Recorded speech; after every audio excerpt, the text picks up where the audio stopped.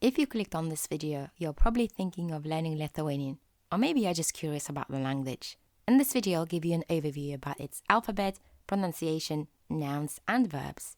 So just how difficult is it to learn Lithuanian? It'd be great to hear your thoughts in the comments below. In the meantime, let's find out. The Lithuanian alphabet uses 23 regular Latin letters and 9 unique ones, which I like to call decorated letters, and they look like this.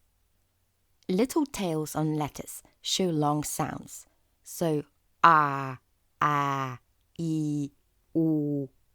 A dot and a dash also mean long sounds, e, u. The so-called little birds above letters stand for completely different sound than the Latin letter without a diacritical mark. Ch, like in chair, sh, like in shop, zh, like in vision. The letter Uilgoje is the newest letter and was only added to the alphabet in the beginning of the 20th century. The letter E is a unique Lithuanian letter that doesn't exist in any other language. How does this sound to you? Gėlė, kėdė, katė. Letters that aren't included in the alphabet are Q, W, and X. On the left, you can see the printed alphabet, while the right displays the handwritten version. This is what children learn as they start writing in school. There are also 6 diphthongs, which are I, O, E, A, Ui, Ua. To learn more about Lithuanian diphthongs, alphabet, and sounds, check out my previous videos, and I'll leave the links in the description below.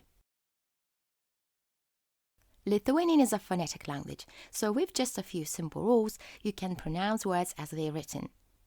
There are 3 key features I'd like to mention. Number 1. Lithuanian vowel sounds can be short or long. Let's compare 2 words. Short vowels, akis, long vowels, akis. Once again, akis, akis.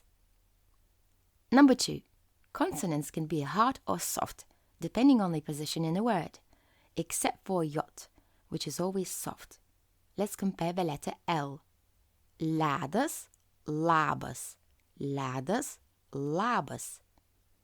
Written text doesn't indicate this, so to pronounce consonants correctly, you'll need to learn a few simple rules.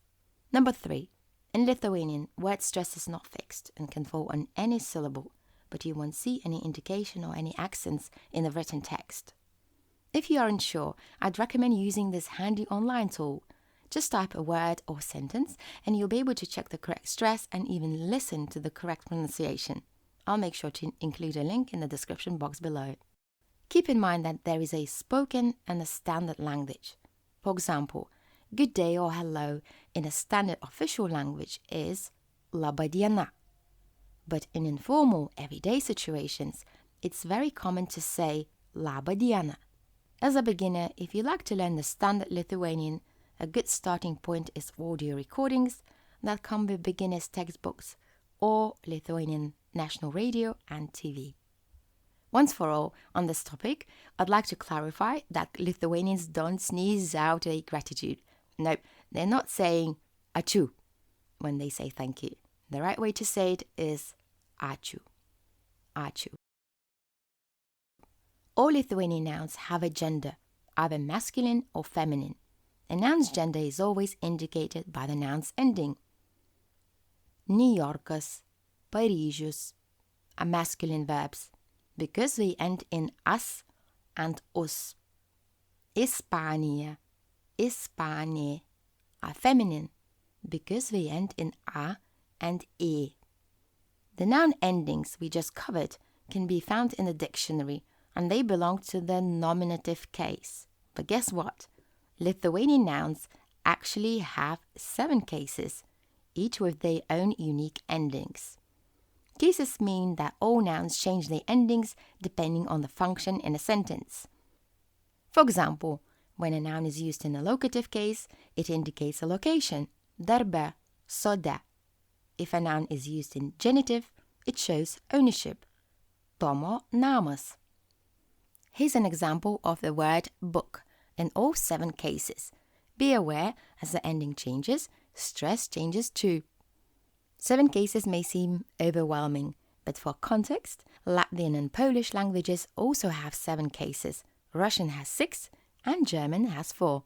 One thing that you don't have to worry if you decide to learn Lithuanian is articles. Lithuanian has no articles. The 7 cases provide enough information for sentences without articles. Verbs are conjugated. Conjugation is when verb endings change. You can see how the endings change when conjugating a verb dirbti, which means to work. Lithuanian is a language of verbs and has numerous verb forms, which can be a bit daunting to learn. But as a beginner, you'll be glad to know that there are only 4 basic tenses: present, 2 past tenses, and future tense. The past frequentative tense deserves a little bit more attention.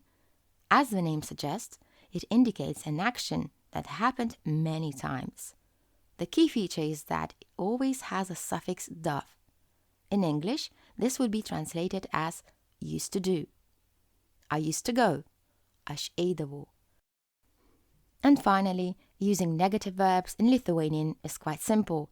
Negation is made by adding ne to a verb. Noriu, nenoriu. Galiu, negaliu. Matau, nematau.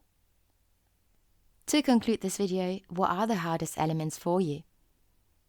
Thank you, and I hope to see you in the next video.